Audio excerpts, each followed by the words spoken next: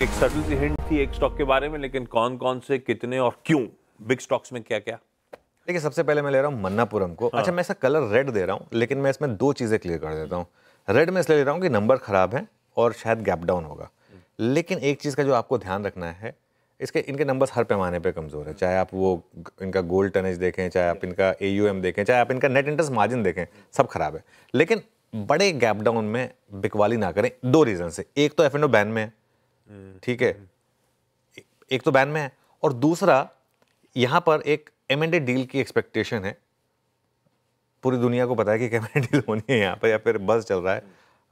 तो मेरा ये मानना है कि जैसा पिछली बार भी हुआ था, 195 पे आप बाय नहीं कर सकते इसको, लेकिन 175 पे सेल नहीं कर सकते। ये उस तरीके का स्टॉक है। ये बहुत ही मतलब विचित्र क्वालिटी का स्टॉक है।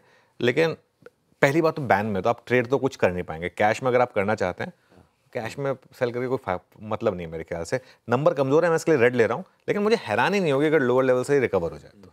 ये मेरा मन्नापुरम पर भी होगा। यूनाइटेड ब्रूरीज मेरा दूसरा स्टॉक होगा। इसको मैं ना थोड़ा सा एक रिस्क लेके ग्रीन का कलर दे रहा हूँ, दो रीजन से। एक तो ये डेलो पर बंद हुआ था कल, तो पोजीशनिंग थोड़ी सी वीक है। दूसरा, इसकी जो रेवेन्यू ग्रोथ है ना, वो डबल डिजिट में आई है। मतलब बियर बहुत पी इस बार इस क्वार्टर में लोगों ने, है ना।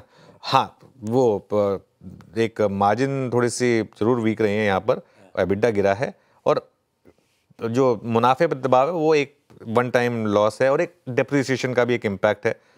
वॉल्यूम ग्रोथ कंपनी की Q3 में रही है 8%, और उसमें प्रीमियम वॉल्यूम जो है वो है 33% बढ़ा है।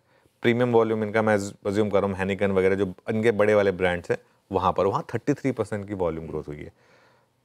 मैं तो हमेशा उन कंपनीज को सिग्निफिकेंस देता हूँ जो वॉल्यूम ग्रो करती हैं, ठीक है, और स्पेशली प्रीमियम सेगमेंट में वॉल्यूम ग्रोथ करती हैं। हैनिकन सिल्वर जैसा मैं कह रहा हूँ, वहाँ अच्छी ग्रोथ है, और आगे ये कह रहे हैं कि सालाना बचाएंगे 50 करोड़ प्रोडक्टिविटी प्रोग्राम से। प्लस ये जो गया क्वार्टर है, इसमें एक जो बड़ा इम्पैक्ट था कि वो तेलंगाना वाली प्राइसेस गिरी हुई थी। अब परसों ही हमने न्यूज़ ब्रेक करी है कि वो तेलंगाना में प्राइसेस बढ़ेंगे, वो रिजॉल्व हो गया मामला। तो वो प्लस दिल्ली में, अगर आप दिल्ली में चले जाएं, और वीरो को आपको बता पाएंगे, दिल्ली में अगर आप चले जाएं ना, तो आपको एक ढंग की बियर नहीं मिलती है। वो वहाँ पे वो जो एक्साइज पॉलिसी, अब नई एक्साइज पॉलिसी से होपफुली वहाँ भी, और दिल्ली बड़ी मार्केट है बियर के लिए, तो होपफुली वो थोड़ा सा बेटर रहेगा। मेरा ये मानना है कि इसमें अगर आज कुछ गैप डाउन हो तो वो आपके लिए शायद एक मौका होगा। अपने फाइनेंशियल एडवाइजर से पूछ के करिएगा। फाइनली दीपक नाइट्राइट को मैं रेड ले रहा हूँ, और वो इसलिए क्योंकि सारे केमिकल स्टॉक्स में एक साइन थे अच्छे नंबर्स के, दीपक नाइट्राइट का नंबर बहुत ख़राब है। और देखिए, सिर्फ इसलिए कि केमिकल स्टॉक सारे चल रहे हैं, ये हो सकता है कि थोड़ा सा रिकवरी आ जाए क्योंकि स्टॉक की पोजीशनिंग काफ़ी ख़राब है, लेकिन एक रीज़न है कि ये स्टॉक जो है ना बाकी स्टॉक से वीक रहा है। आप देखिए, सारे नंबर्स जो हैं इनके काफ़ी ख़राब हैं।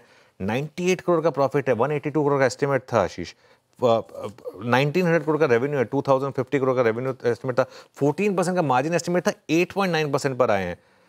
कई बार ये होता है कमोडिटी कंपनीज में, एकदम सबसे घटिया नंबर्स पर स्टॉक कई बार बॉटम बना लेते हैं, लेकिन समहाउ मुझे नहीं लगता कि दीपक नाइट्राइट के केस में ऐसा होगा।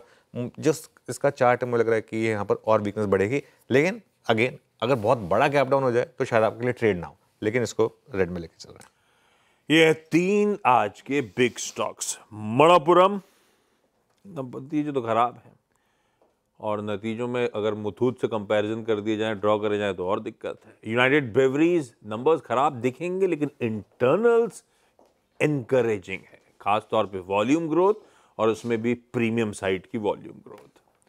दीपक नाइट्राइट तो खैर वाकई हर पैमाने पे नंबर्स कमजोर, लाल रखा है इसको आज के लिए। इन सब नंबर्स को और आगे डिस्कस भी कर लेंगे।